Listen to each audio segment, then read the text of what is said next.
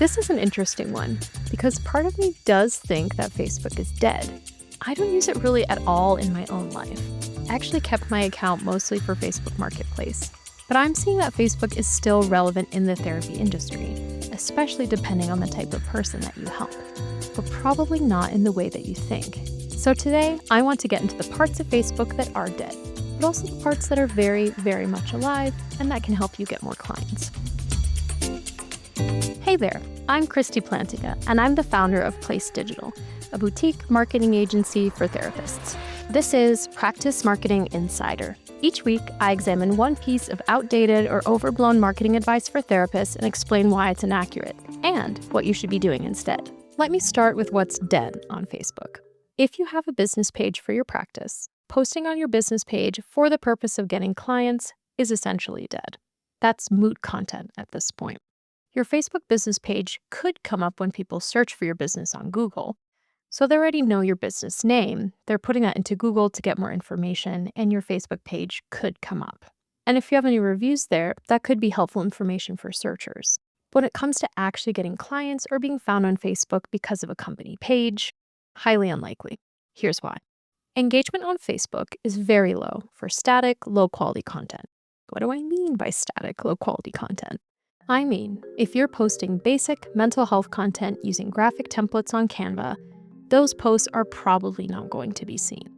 And I have a sense that if you are sharing this type of content on Facebook, you're more doing it because you feel like you should. You likely don't really believe in the fact that that content is actually going to get clients, and you probably don't enjoy making that content either. Therapy seekers, and everybody online for that matter, are responding to more engaging content, which is very likely video. And it could be static graphic content, but the content of those graphics has to be really high quality and thought-provoking. Basic psychoeducation that they can get on Google is probably not going to be something that gains any traction. It's not unrelated that being found organically on Facebook is highly unlikely at this point. Every once in a while, you might see a business page come up on a feed, but that's not the sort of content that Facebook is rewarding, because it's not really the type of content that users respond to. It's not the stuff they binge. It's not the stuff that keeps them on the platform, which is Meta's ultimate goal. They want people on their platform for as long as possible so they can see more ads so Meta can make more money. If your content doesn't speak to someone, make them stop, make them think, make them feel something, Facebook isn't going to show it because they know that's not the type of content that keeps users on their platform. The sorts of things that are going to be showing up on a platform like Meta are more of the hot takes. And a lot of these hot takes are the ones that are very polarizing. They're going to pull someone in a specific direction.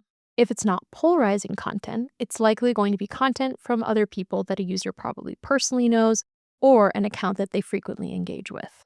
So having a new business show up in someone's feed, for example, your practice, is very, very unlikely. So I don't think it's really worth putting any time into your Facebook business page. It's good to have it to show Google and other platforms that you're present and active, but it's really not worth putting anything into, in my opinion.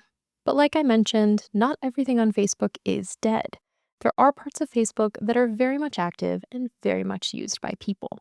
I will say that this depends on your niche. So if you're working with a younger crowd, more Gen Z, young millennials, it's less likely that Facebook is going to result in lead generation. Know your audience. So what's alive on Facebook? First, meta advertising. It is very, very much alive. Billions of dollars are going into it, so it might be worth experimenting with for your practice. That being said, I do think it's difficult to have a meta campaign that performs well from a lead generation standpoint.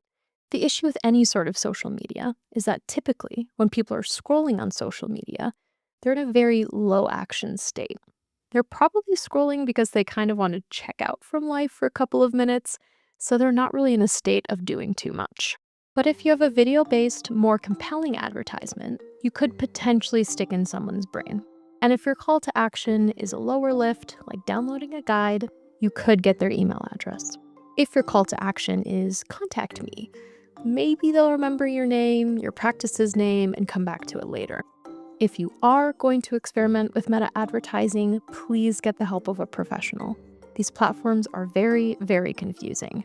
You might think that you're saving money by DIYing, but you might just be pouring your money down the drain because you're not using these advertising platforms correctly.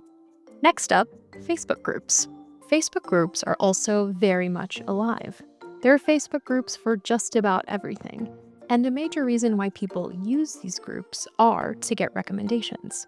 You know all of the therapist Facebook groups. Therapists go to Facebook groups for referrals and recommendations, and let's be honest, to fight about stuff. Other Facebook groups are no different. For example, let's say there's a local group for moms. If a mom wants to send their child to therapy, as a part of their research, they're very likely to go on that local mom group on Facebook to ask other moms for recommendations for therapists. Referrals are great because those leads are very warm.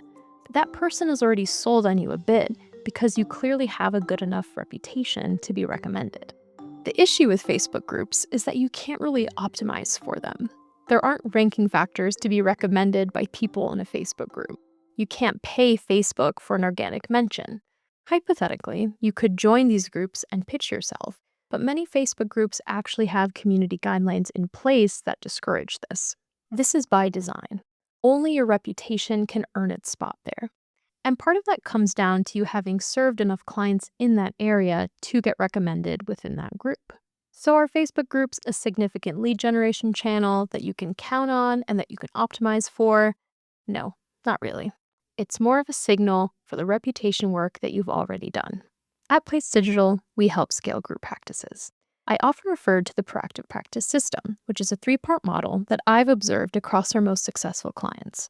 The third part of this system is online and local reputation.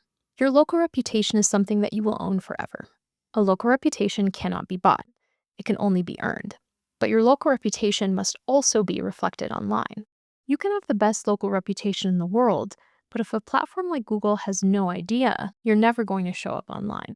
Being recommended in a Facebook group is one of those signals to Google that you actually have a great local reputation, similar to being mentioned on Reddit or getting a 5-star review on Google Business. Your online and local reputation are always working for you behind the scenes, which makes it one of your most valuable assets. But like I said, this can't really be bought. You can invest in marketing to help you build it, but at the end of the day, your practice needs to have a good reputation on its own to be recommended online. So is Facebook dead? No, I wouldn't say so. Certain parts are irrelevant, and I would not put any effort into them. When it comes to advertising and getting recommended in Facebook groups, you might get some clients from it. As with all digital marketing, make sure that you're putting your dollars into channels that really, really matter. Facebook is not one that you can optimize for necessarily unless you're willing to do advertising. But if you're looking to get referred organically, only being connected to your community and doing good work is going to get you there. Facebook isn't completely dead, but most of what therapists do on Facebook is posting basic mental health graphics to your company page, dead.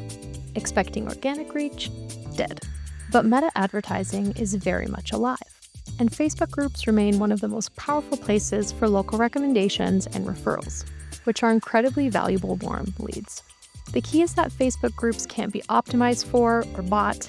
They're a signal of the reputation work you've already done in your community. So stop wasting time on your company page and start focusing on the parts of Facebook that actually matter. Strategic advertising and building a reputation strong enough that people recommend you without you being asked. And that's it for this week's episode. If you want to connect, you can find me on LinkedIn or Instagram at Kristie_PlaceDigital. If you're interested in working with me and my team, you can head over to placedigital.com. I'm Kristie Plantinga. Thanks for listening, and I'll see you next time.